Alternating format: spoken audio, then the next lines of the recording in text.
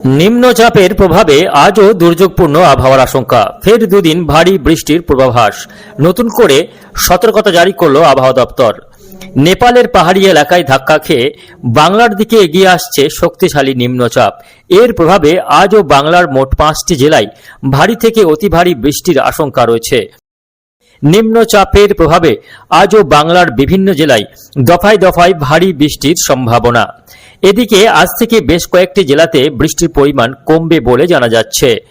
আবহাওয়া দপ্তর সূত্রে খবর, নিম্নচাপের প্রভাবে আজও অধিকাংশ জেলাতেই আকাশ মেঘলা থাকবে এবং দুপুরের পর থেকে বেশ কয়েকটি জেলাতে বৃষ্টি বাড়ার সম্ভাবনা।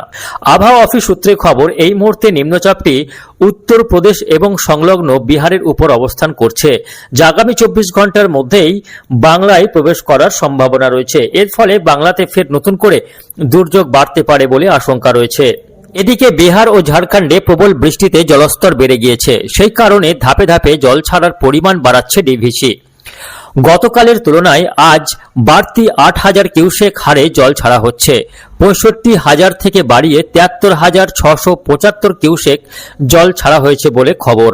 আজকেও সকাল থেকে কিন্তু পশ্চিমবঙ্গ সহ বাংলাদেশ, উত্তরপ্রদেশ সহ বিহার, ঝাড়খণ্ড, এদিকে বাংলাদেশের সমগ্র এলাকা জুড়ে আকাশ কিন্তু মেঘাচ্ছন্ন রয়েছে।